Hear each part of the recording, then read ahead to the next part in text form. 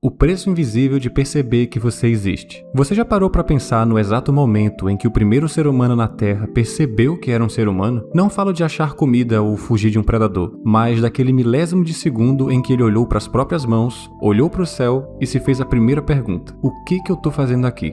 Naquele instante, a nossa espécie acendeu uma fagulha, uma luz que nos tirou da escuridão do reino animal, nos fez dominar o fogo, construir cidades e, eventualmente, criar essa tela por onde você está me ouvindo agora. Ter consciência é o nosso maior superpoder. É o que te permite planejar o dia de amanhã, lembrar com carinho do ano passado e tentar mudar o seu destino. Mas tem um lado que ninguém te conta.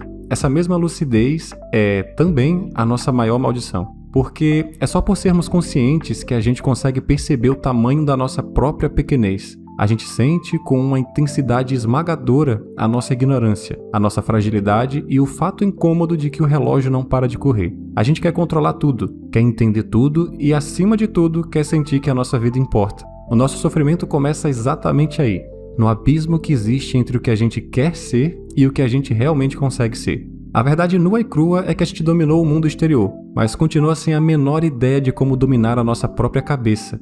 A gente não sabe o que quer, a nossa correria diária é apaixonada, é intensa, mas é completamente cega. É como se tivéssemos recebido o ingresso para assistir ao espetáculo da existência, mas com o desejo profundo de sermos os diretores da peça. Só que a gente não manda em nada, a gente é forçado a sentar na plateia, em silêncio, assistindo as coisas darem errado na nossa vida, repetidas vezes, com uma lucidez que machuca. Um Deus feito de carne. O grande nó da nossa existência é que a gente vive uma identidade dupla que não faz o menor sentido. Por um lado, você tem uma mente que voa alto, que pensa no infinito, que cria arte e especula sobre os segredos do universo. Você tem um nome, uma história e planos para o futuro, mas por outro lado, o seu corpo continua preso na lama da biologia. A sua mente brilhante e cheia de sonhos mora dentro de uma estrutura que precisa respirar, bombear sangue, que sente cólica, que envelhece e que no final das contas vai virar poeira. É um dilema aterrorizante para se carregar no bolso todo santo dia, e hoje isso está mais inflamado do que nunca. Com o avanço da tecnologia, a gente tem acesso a mais informação do que qualquer ancestral nosso jamais sonhou, mas isso só nos deixou mais conscientes dos paradoxos e dos horrores do mundo. A sociedade moderna escolheu a razão, o controle e as planilhas do Excel como armas para tentar vencer o caos do universo. Mas essa é uma guerra que não tem como ganhar. O universo não sente dor. Quem sente a dor por ele somos nós. A guerra, no fundo, é contra a nossa própria cabeça. Com o tempo, a gente ganhou segurança, remédios e expectativa de vida, mas a gente perdeu o sentido. As velhas histórias, os mitos e as tradições que nossos avós usavam para confortar o coração no passado foram engolidos pelo excesso de dados. Hoje a gente sabe demais, e esse excesso de luz acabou cegando a nossa capacidade de encontrar propósito nas coisas simples.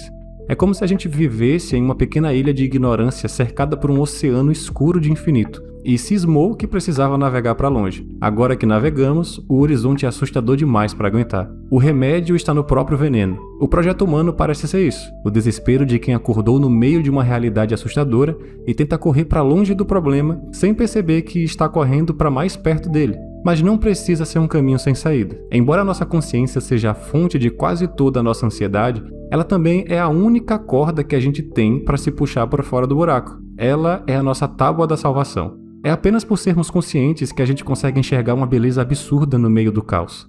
Mesmo sabendo que tudo acaba, a gente ainda consegue se emocionar com uma música, se perder na leitura de um livro ou passar horas olhando para o nada, fascinado com o formato das nuvens. A gente não precisa apenas existir e sobreviver como um bicho. A gente pode criar os nossos próprios significados. Com um pouco de atenção, a gente consegue tecer sentido a partir das nossas falhas e da nossa história. A gente consegue reconhecer onde fica o limite do nosso conhecimento e mesmo assim continuar empurrando essa barreira. Igual a uma criança que tenta mover um móvel pesado demais na sala de casa. O móvel mal sai do lugar, mas o simples fato de vê-lo mexer 1 centímetro já traz uma alegria genuína no peito. A gente consegue transformar o luto em arte, a dúvida em curiosidade e o medo em poesia. A gente consegue entender o peso que existe em segurar a mão de outra pessoa no meio da noite e dizer que ama, escolhendo amar mesmo sabendo que o amanhã é incerto. Esse é o grande e terrível paradoxo de estar vivo. A nossa lucidez cria o nosso sofrimento, mas é só através dessa mesma lucidez que o sofrimento passa a valer a pena.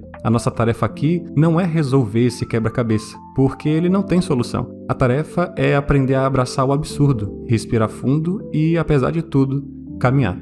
Obrigado por dividir o seu tempo e o seu silêncio comigo hoje. Até o próximo vídeo. Valeu!